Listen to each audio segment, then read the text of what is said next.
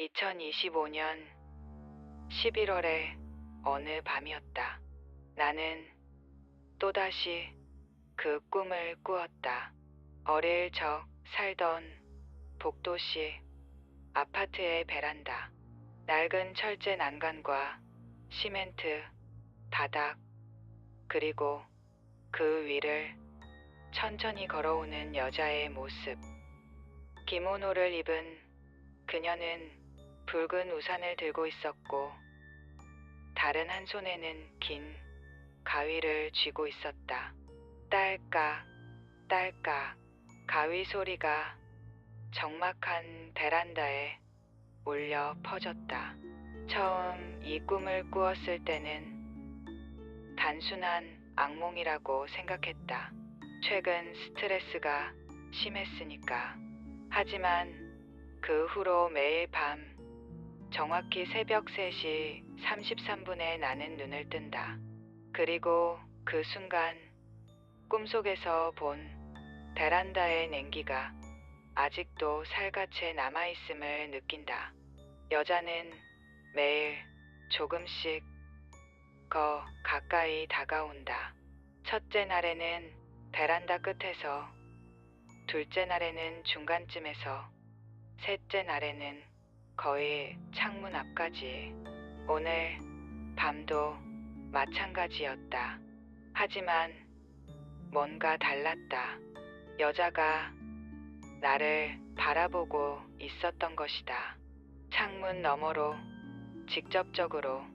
그녀의 눈은 텅 비어 있었고 입가엔 알 수 없는 미소가 걸려 있었다. 가위 소리가 점점 커졌다. 딸깍, 딸깍, 딸깍. 그리고 그녀가 입을 열었다. 곧 만나게 될 거야. 나는 식은땀을 흘리며 깨어났다. 시계를 보니 새벽 3시 33분. 정확했다. 너무나 정확해서 오히려 무서웠다. 창문 쪽을 바라보았지만 당연히 아무것도 없었다. 하지만 공기 중에는 분명 어떤 냄새가 남아있었다. 오래된 나무와 향의 냄새, 그리고 뭔가 썩은 듯한 냄새까지. 이상한 건 꿈이 끝난 후에도 그 여자의 존재감이 계속 느껴진다는 것이었다. 마치 정말로 어딘가에 있는 것처럼. 하루 종일 어깨 너머로 누군가 바라보는 듯한 느낌, 뒤에서 따라오는 발걸음 소리, 그리고 가위 소리까지. 점점 현실과 꿈의 경계가 모호해지고 있었다. 부모님에게 말해볼까도 생각했지만 어른이 된 자식이 악몽 때문에 고민한다고 하면 그저 스트레스 탓이라고 할 것이 뻔했다. 하지만 이건 단순한 악몽이 아니었다. 뭔가 더 깊고 더 오래된 것이었다. 그 여자는 분명 나에게 말을 걸었고 곧 만나게 될 것이라고 했다. 밤이 깊어갈수록 두려움은 커져만 갔다. 잠들기가 무서웠다. 하지만 피곤함은 어쩔 수 없었고 결국 나는 다시 눈을 감았다. 그리고 다시 그 베란다가 나타났다. 이번에는 여자가 더욱 가까이 있었다. 거의 창문에 손을 댈 수 있을 만큼. 며칠이 지나자 집안 분위기가 이상해졌다. 부모님의 표정이 어딘가 멍해 보였고 평소보다 말수도 줄었다. 어머니는 자주 허공을 바라보며 중얼거렸고 아버지는 이유 없이 짜증을 내셨다. 마치 집 전체에 무거운 기운이 내려앉은 것 같았다. 엄마, 요즘 괜찮으세요? 나는 조심스럽게 물어보았다. 어머니는 한참 후에야 대답했다. 응, 괜찮아.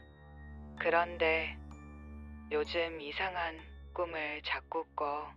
누군가 집안을 돌아다니는 꿈을. 등골이 서늘해졌다. 설마 어머니도 같은 꿈을 꾸고 있는 것일까? 하지만 더 자세히 물어보기 전에 어머니는 다른 이야기로 넘어가 버렸다. 그날 밤 꿈속의 여자는 마침내 베란다를 넘어왔다. 창문을 통과해 거실로 들어온 것이다. 나는 침대에 누워 있었지만 거실의 모든 소리를 들을 수 있었다. 가위 소리, 발걸음 소리, 그리고 뭔가 끌리는 소리까지.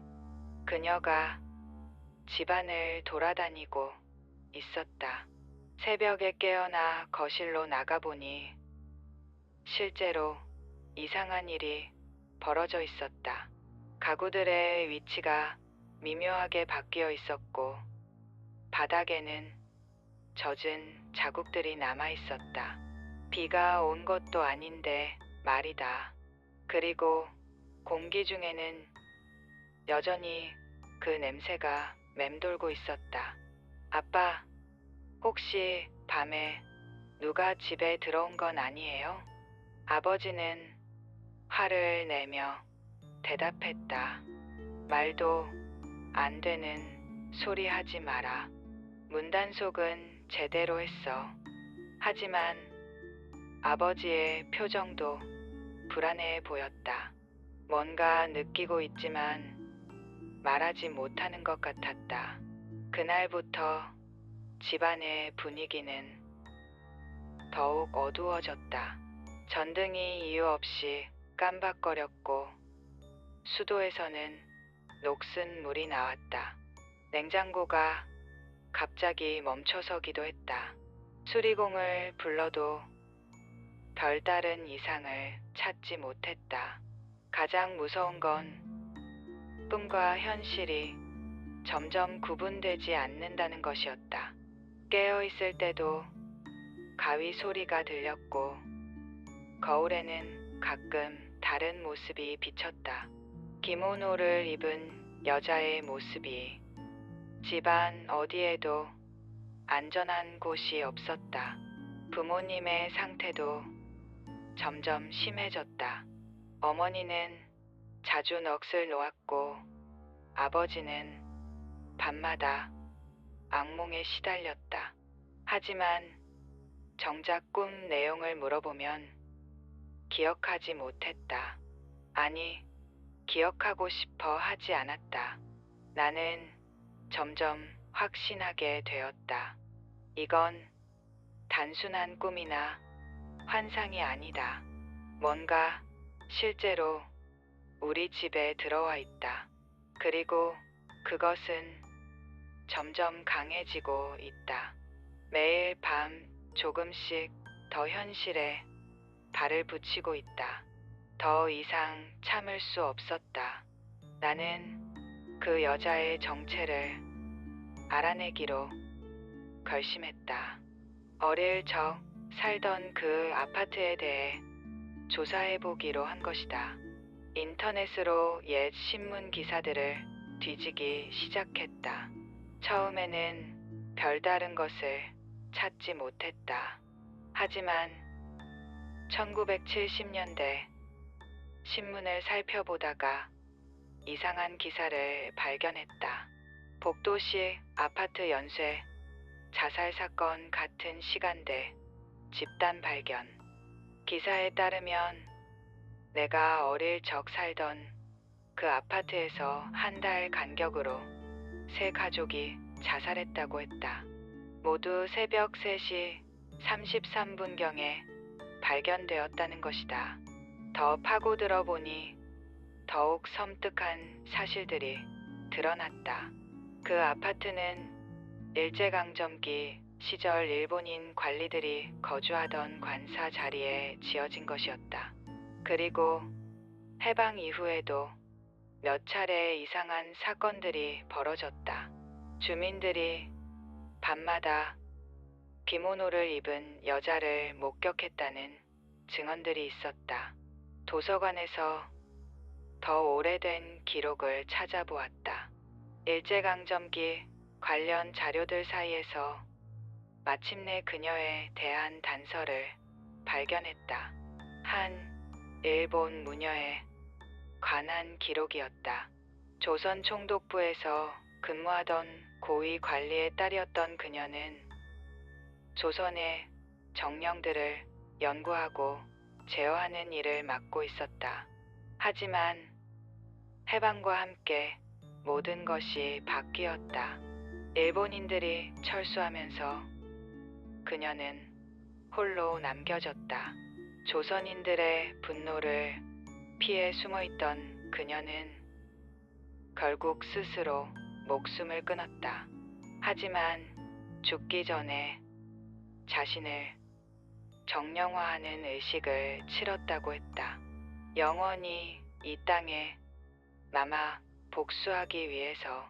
그 후 수십 년 동안 일본에서는 비밀리에 음향사들을 보내 그녀를 감시하고 있었다는 것이다.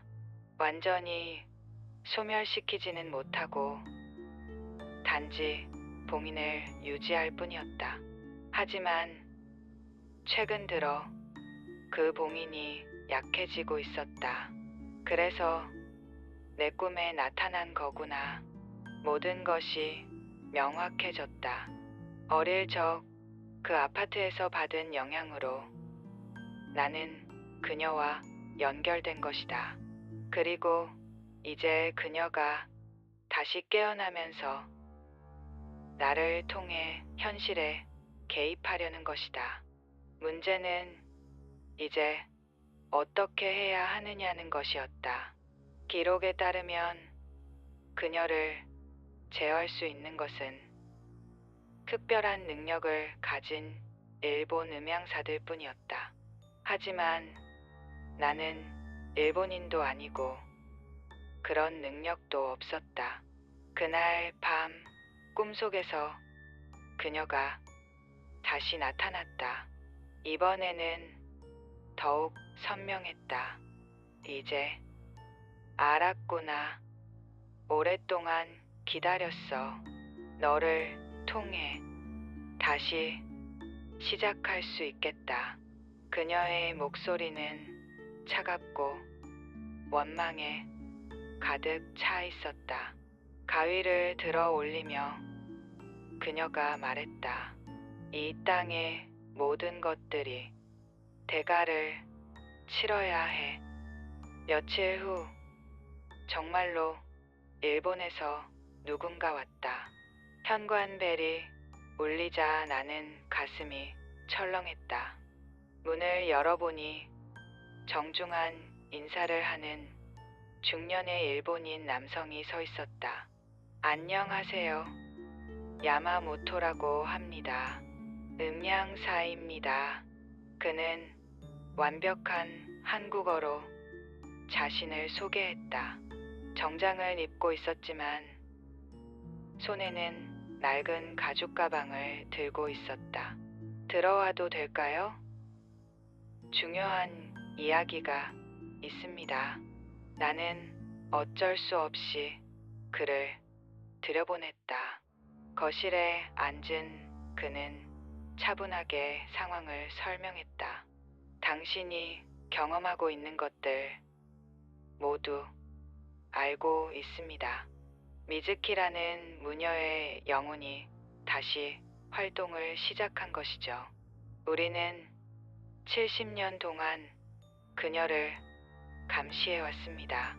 그는 가방에서 오래된 문서들을 꺼냈다. 일본어로 쓰인 복잡한 도표들과 부적들이었다. 봉인이 약해지고 있습니다. 이대로 두면 큰 일이 날 수 있어요. 제가 다시 봉인 의식을 치르겠습니다.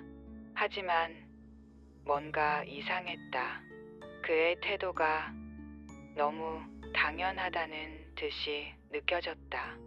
마치 한국이 여전히 일본의 영향 아래에 있다고 생각하는 것 같았다.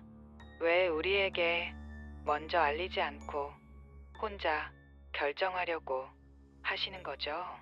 내 질문에 그는 잠시 당황스러워했다. 죄송합니다. 하지만 이런 일은 전문가가 처리해야 합니다. 한국의 무속이나 종교로는 일본의 정령을 다룰 수 없어요. 그 말을 들으며 나는 강한 불쾌감을 느꼈다. 마치 한국의 모든 것을 무시하고 하위로 취급하는 듯한 태도였다. 그런 식으로 말씀하시면 곤란합니다. 여기는 한국이에요. 물론 알고 있습니다. 하지만 실용적으로 생각해야 합니다. 미즈키는 일본의 무녀였고 일본식 일식으로만 제어가 가능합니다. 그는 이미 준비를 시작했다. 거실 한가운데에 복잡한 도형을 그리고 여러 부적들을 배치했다. 그의 움직임은 정확하고 기계적이었다. 하지만 의식이 시작되자마자 이상한 일이 벌어졌다. 집안의 온도가 급격히 떨어졌고 전등들이 깜박거리기 시작했다. 그리고 어디선가 웃음소리가 들려왔다. 미즈키의 웃음소리였다. 70년 동안 이런 식으로 나를 묶어두려고 했구나. 그녀의 목소리가 공기 중에 울려 퍼졌다. 야마모토의 표정이 굳어졌다. 안 됩니다. 너무 강해졌어요. 예상보다 훨씬. 부적들이 하나씩 찢어지기 시작했다. 그리고 바닥에 그어진 도형도 지워져 갔다. 이 땅의 신들이 너희를 원하지 않는다. 그 순간 나는 깨달았다. 이곳은 한국이다. 일본의 방식으로는 해결할 수 없다. 한국의 방식이 필요하다. 미안하지만 나가셔야겠습니다. 나는 야마모토에게 말했다. 하지만 다른 방법이 없어요. 있습니다. 우리에게는 우리만의 방법이 있어요.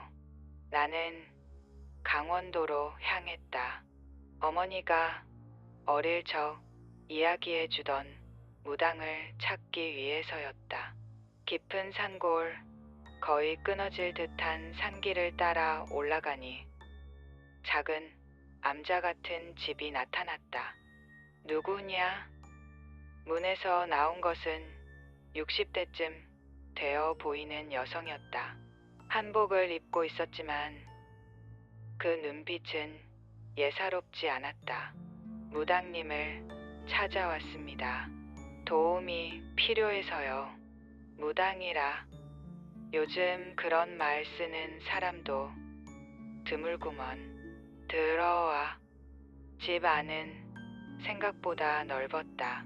벽면에는 각종 부적과 무신도들이 걸려 있었고 한가운데에는 제단이 마련되어 있었다. 무슨 일인지 말해봐. 나는 지금까지의 모든 일을 자세히 설명했다. 꿈에서 시작된 일, 일본 무녀의 정체, 그리고 음향사의 실패까지. 그녀는 조용히 듣더니 갑자기 웃음을 터뜨렸다. 아이고, 그 일본 놈들 아직도 그런 짓을 하고 있구나. 그럼 방법이 있으신 건가요? 방법이라 당연히 있지.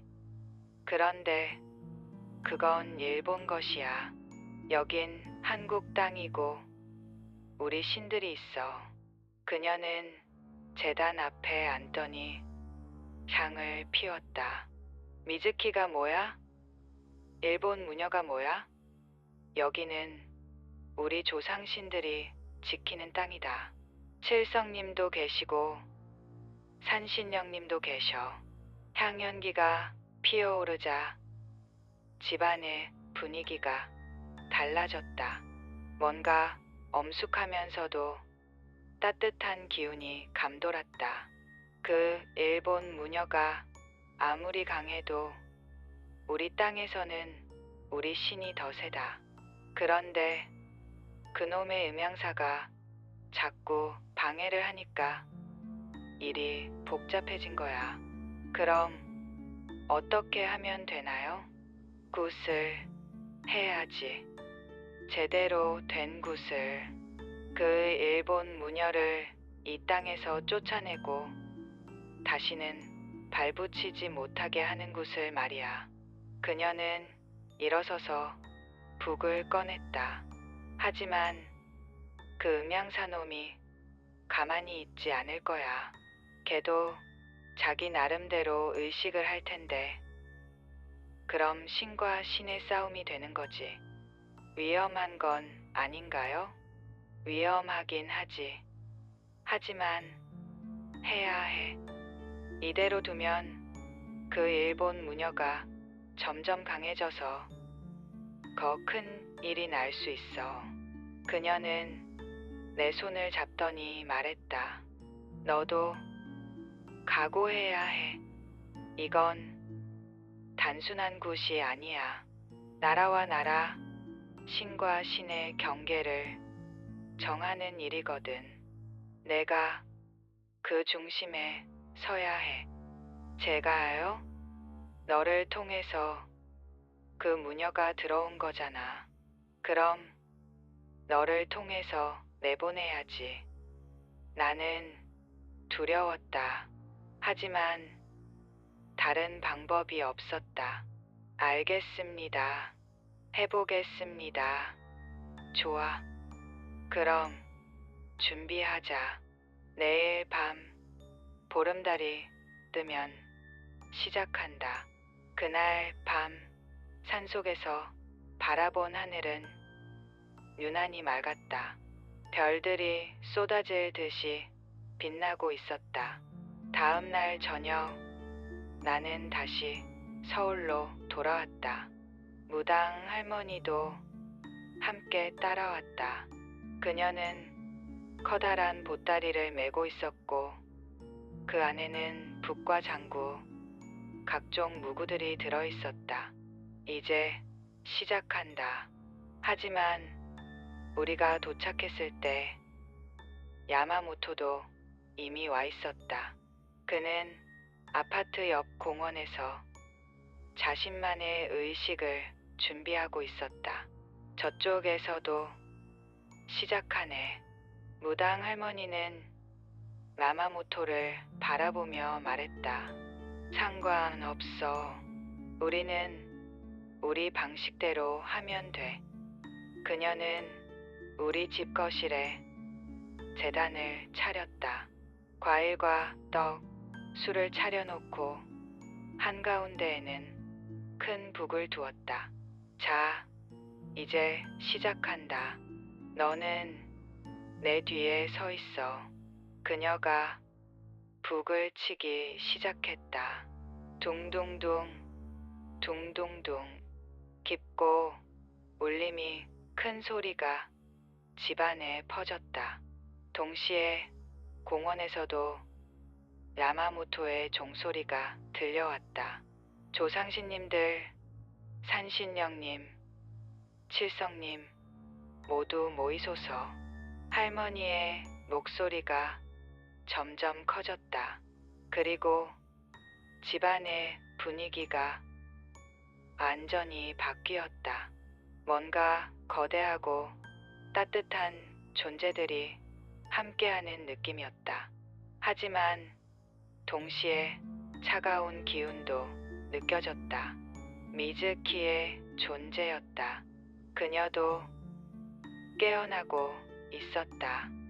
나를 쫓아내려고 하는군. 미즈키의 목소리가 들려왔다. 그리고 집안 곳곳에서 이상한 일이 벌어지기 시작했다. 전등이 깜박거리고 그릇들이 흔들렸다. 가만히 있지 못하겠구나. 할머니는 더욱 세게 북을 쳤다. 그리고 경을 읽기 시작했다. 저기 일본 땅에서 왔다가 여기서 죽어서 원혼이 된 거사. 이제 그만 돌아가거라. 공원에서 야마모토의 주문 소리도 더욱 커졌다.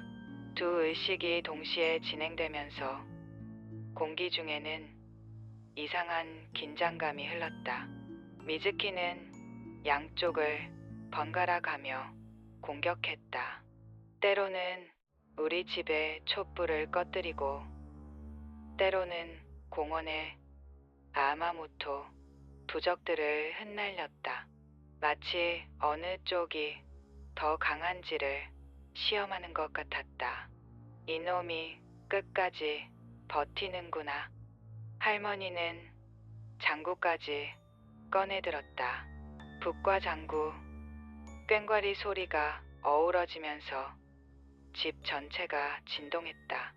우리 조상님들, 이 땅을 지켜주소서, 외침을 물리쳐주소서. 그 순간 정말로 뭔가 달라졌다. 집안에 거대한 존재들이 나타나는 것 같았다. 보이지는 않았지만 분명히 느껴졌다. 우리를 지키는 무언가가 있었다. 미즈키의 공격이 약해지기 시작했다. 야마모토의 의식도 흔들리는 것 같았다.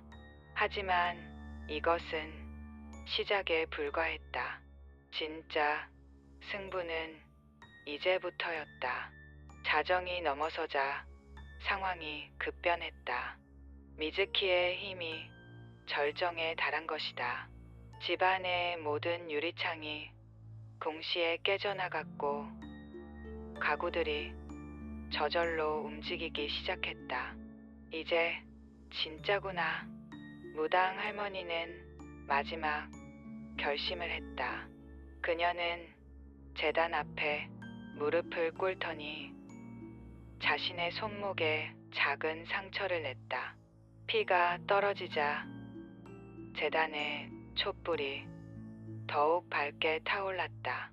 조상신님, 산신령님, 천신님, 이 늙은이의 목숨을 받으시고 이 땅을 지켜주소서. 그녀는 자신의 생명력을 걸고 최후의 굿을 시작했다. 이것은 단순한 퇴마가 아니었다. 나라와 나라 사이의 경계를 확실히 하고 다시는 일본의 것들이 이 땅에 영향을 미치지 못하게 하는 의식이었다. 이 땅은 우리 것이다. 우리 신이 지키는 땅이다. 할머니의 목소리에 힘이 실렸다. 그리고 정말로 뭔가 응답이 왔다. 집안이 환하게 밝아지면서 따뜻한 기운이 퍼져나갔다. 바로 그때 미즈키가 마지막 발악을 했다.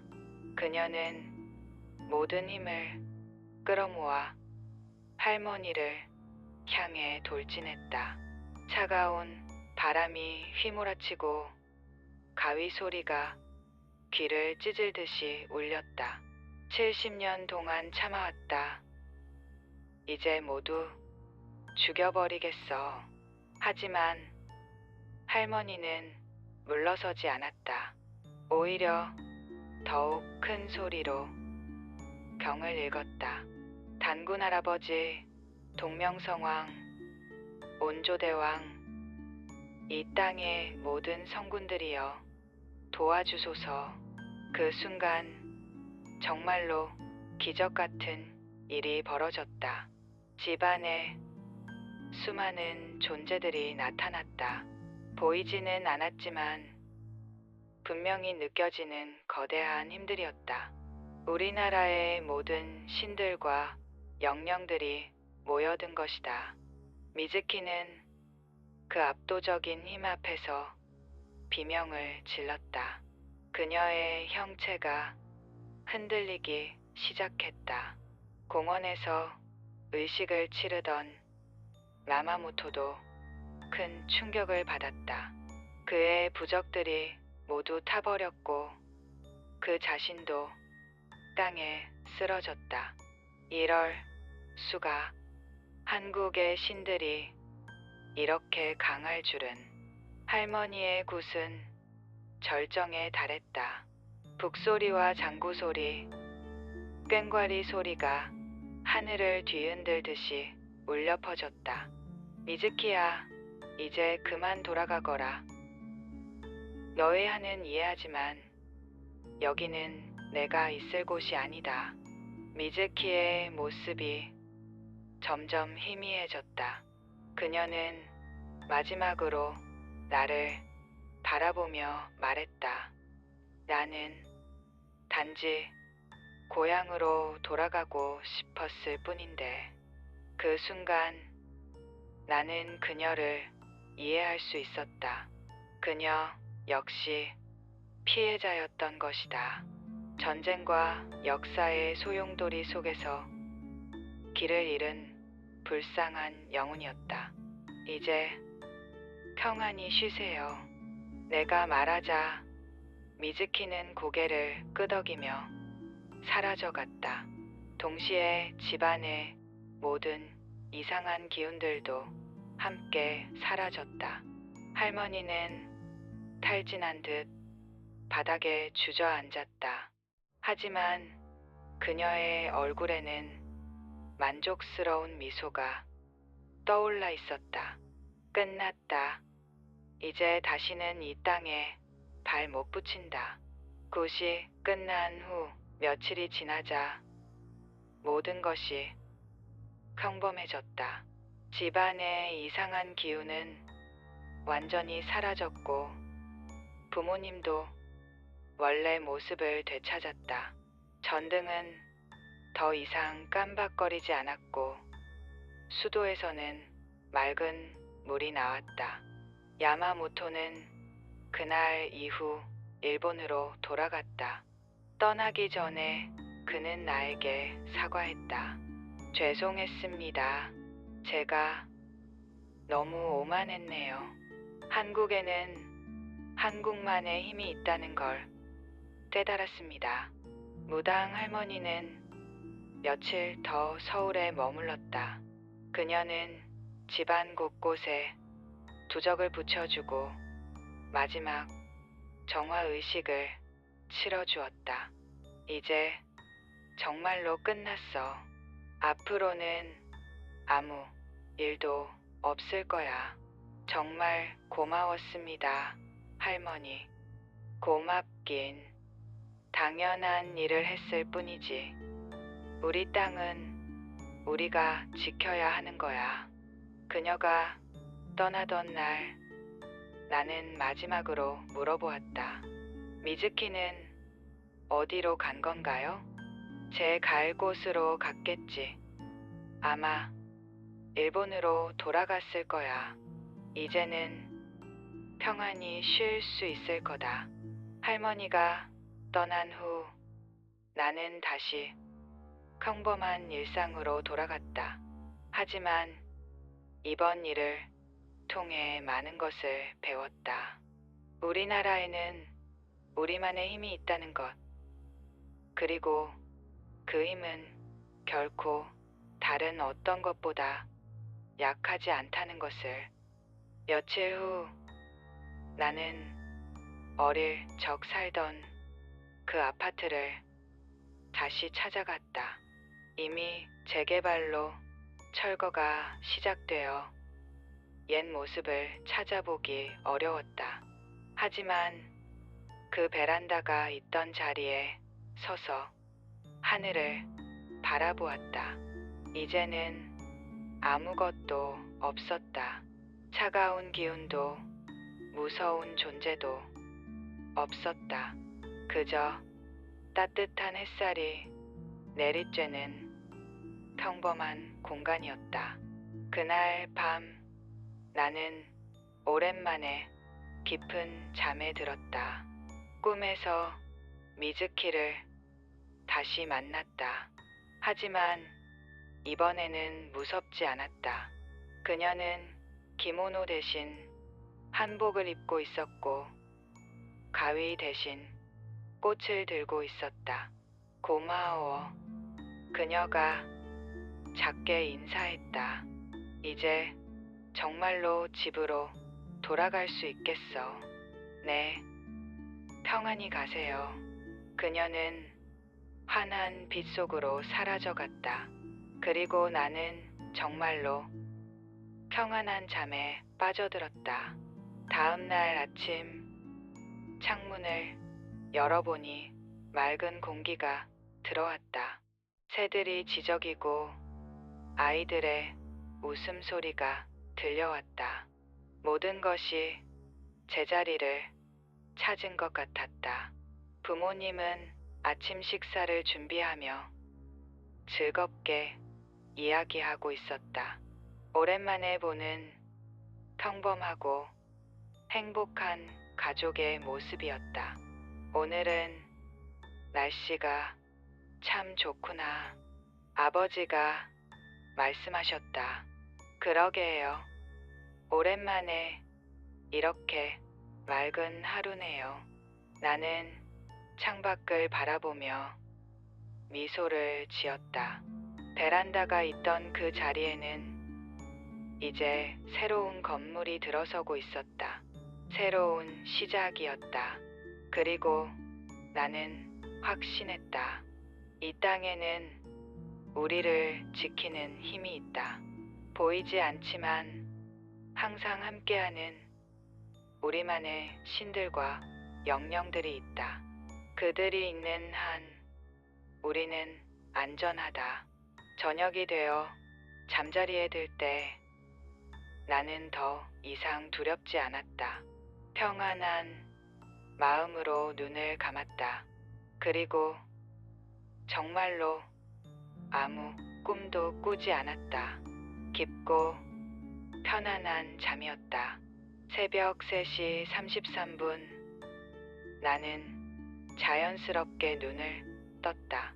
하지만 이제는 두렵지 않았다. 창문 너머로는 고요한 밤의 풍경만이 보였다.